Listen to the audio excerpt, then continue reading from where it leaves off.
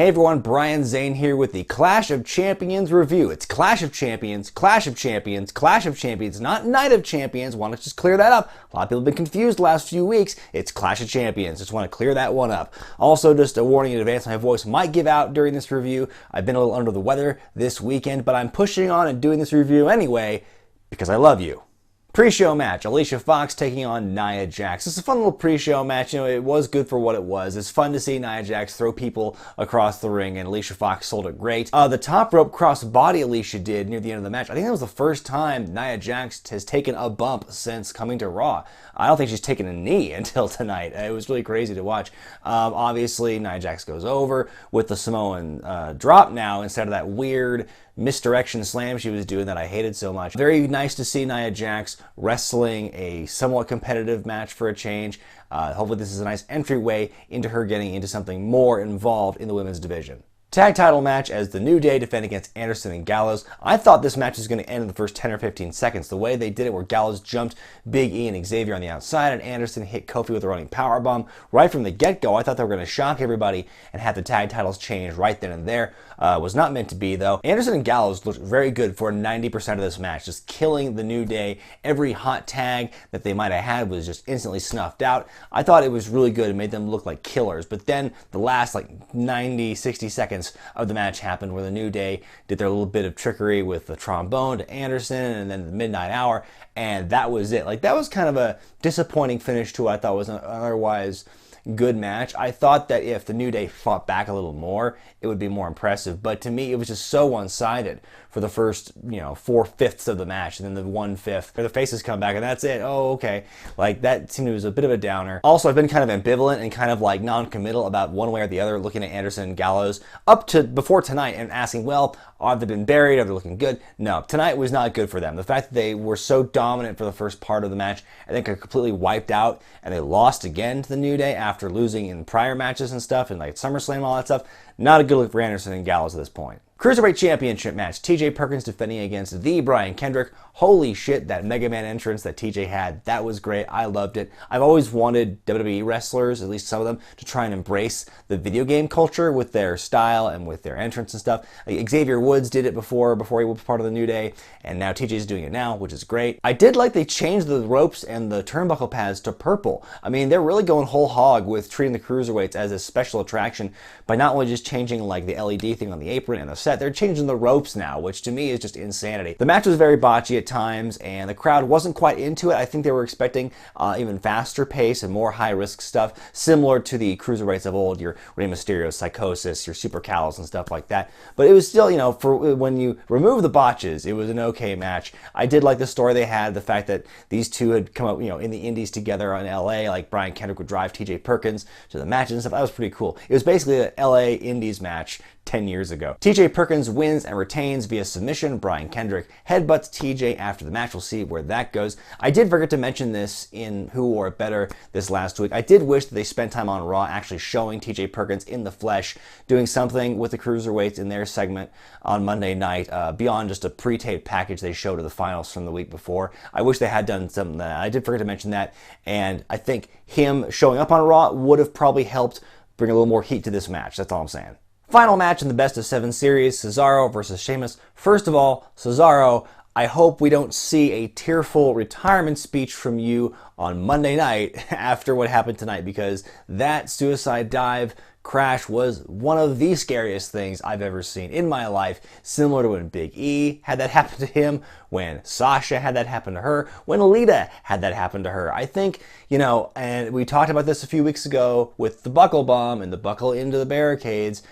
Is the suicide dive something that needs to be looked at again, and maybe think, well, maybe we should ease off on this? I think just from a high spot standpoint, they should stop doing it because everyone's doing it. I don't think it's a reckless move because I think, it's done a lot, as you know, and there's very little incident. There's these freak incidences. But I think that just from a strictly storytelling standpoint, everyone's doing suicide dives now, and they mean nothing. It's like the DDT and the super kick and all these things where these once oh my god epic moves are now just commonplace, and I wish they would scale it back so the suicide dive meant more. Be that as it may, the fact that he kept moving and still wrestled a hard style even after that scary spot was amazing. I thought when Sheamus hit the bro kick right afterward, I thought there was an emergency finish. They were going to go home there, but they didn't, and that was just amazing. And then more working on the neck and stuff. And really, the fact the match ended on an injury draw on a pretty innocuous looking spot, like one we've seen before, but they just kind of like both died. I thought that was a very lackluster finish to what a match that, I think we all wanted to see just get it over with, because we saw the 2 matches before the series. We saw the series go all the way to the wire to 7 matches, and now it ends on this draw. I don't want to see them ever wrestle again, to be honest. I don't care if neither of them has a Universal title shot in the future. That was a very disappointing end for the series for me. Great match, except for the ending. I hated it. I hope Cesaro is okay. I hope he doesn't come out on Monday in a neck brace, because that was truly terrifying. I just don't want to see them wrestle each other again for another 100 years. Is that too much to ask? Chris Jericho versus Sami Zayn in a match I honestly was not that emotionally invested in, because I was still freaking out over what happened to Cesaro and the suicide dive from the match prior. But it still had a lot of fun stuff though. Speaking of head and neck trauma, I've said it before and I'll say it again, nobody sells head trauma better than Sami Zayn. He did that to a T on this night. Epic Blue Thunder Bomb. I felt there was an extra rotation involved in that one. Beautiful Blue Thunder Bomb. Not a Michinoku driver, Cole. Let's get that straight. I did notice when Zayn tossed Jericho for the corner suplex that he gives to Kevin Owens, I noticed he was pretty short of the turn of the corner. He pretty much landed more on the mat. I wonder if that was Jericho saying, I'm not going to take that high bump. That looks stupid. Give me just a flat back pump and I'll kind of clip the ropes with my feet when I do that. I thought that was my observation when I saw that. Jericho wins with a code breaker, and so far for the night, Jericho is 1-0.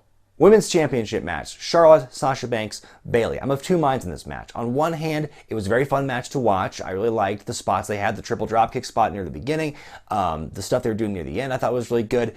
But the one thing I'm really tired of seeing these 4 women on Raw every week. I want to see more variety. It's just 3 women in the ring plus Dana Brooke and Nia Jax, and that's pretty much your women's division on Raw. And if there's some way they could, change things up every so often, different match combinations perhaps. These are all great wrestlers. I'm just kind of wanting to see something new happen with the women's division on Raw. That's all I ask. Charlotte goes over and retains after kicking Bayley in the head after she pushes Bayley into Sasha Banks. Yeah, really fun match, but I'm tired of seeing these women together in the ring. So let's just take a break.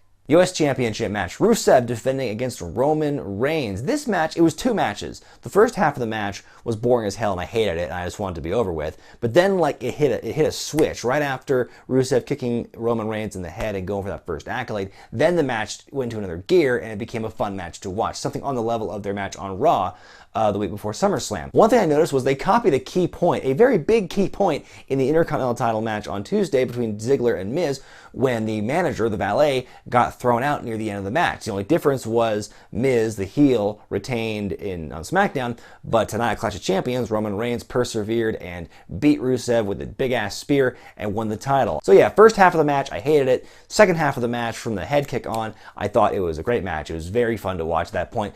Roman Reigns is the new U.S. champion. I think the mid-card right now is a good place for him. I think if he stays there for a while, I think he can help kind of get back into the fans' good graces over time. Main event time, Universal Championship match as Kevin Owens defends against Seth Rollins in what I would have to say is the tweeniest pay-per-view main event in recent memory, if not in all time. I can't remember the last time 2 guys with such a mixed reaction, and especially in combination of the way they're booked and the way they're responded to. A very, very tweeny match. Not much to say about this match other than the fact that overall I really enjoyed watching it. Their first one-on-one encounter, really fun to watch. There are a couple of bright spots for me. There's Kevin Owens doing the Cactus Jack elbow drop from the apron to the floor on Rollins. I don't know, maybe that was supposed to be some kind of message sent to GM McFoley. I don't know what that means. Is this symbolic, King? Kevin Owens doing Suck It. Is this symbolic, King? There was a lot of shady third man, like outside interference stuff happening throughout the whole show. Jericho in this match, and Xavier Woods in the tag, and Lana, and I'm pretty sure Dana Brooke was involved as well. So yeah, a lot of like third person, a lot of manager or run-in stuff happening that kind of soured it on the night for me. The fact that it was done so often. Jericho, of course, being the most involved, making a 2-on-1 thing. Very strong looking for Seth Rollins to be able to fight back against Owens and Jericho and laid them both out by himself. No one came down to assist him. He did it all on his own. I thought that was really cool. Like I said last week, it's more of those big face things that he hadn't done until recently. Now he's being booked as a babyface, which again I think is a very welcome thing. The match ends when the new referee comes in, and just as he comes in, Rollins gets hit with a pop-up powerbomb, and he is defeated, and Owens retains. No Triple H run-in like a lot of fans had predicted and hoped and thought would happen. He's nowhere to be found on this show. Jericho is the one who did all the dirty work, helping Kevin Owens win and retain. So yeah, we're going to have to wait a little bit longer to see this Triple H Seth Rollins encounter in the ring. Could be as early as Monday night as a big surprise thing. Who knows? Probably not going to happen. But there you go. That's Clash of Champions. So my final grade for Clash of Champions, I'm going to say C+. I mean, I think it's better than SummerSlam. SummerSlam was a C grade, and this was better than that. So that's my barometer at this point. Some fun matches, some botchy matches, some matches we've seen 100 times before, some matches that had questionable booking decisions in terms of the end of it. Again, I think the tag title match really stuck in my craw. I really think it should have gone a totally different way in the end. I think the Cesaro-Sheamus match should have had a clear winner.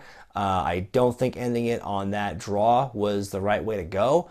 If they're gonna try and build to more of those two, I might stop reviewing Raw for Who Wore It Better because I'm as a form of protest. So yeah, overall, Clash of Champions had some bright spots here and there, but overall not my favorite pay-per-view of the year. So I give it a C+ grade. And I guess now it's time for a perfect transition. A lot of you fans have been asking me to do this. So here at the end of this Clash of Champions review, it's time for a special pay-per-view edition of Who Wore It Better.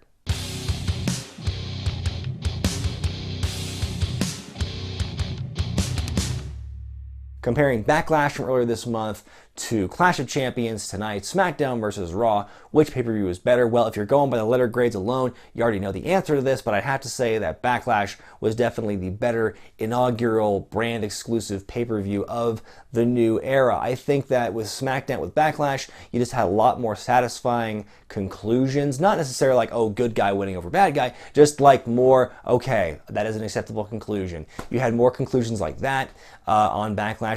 With Clash of Champions, you had more questions than answers.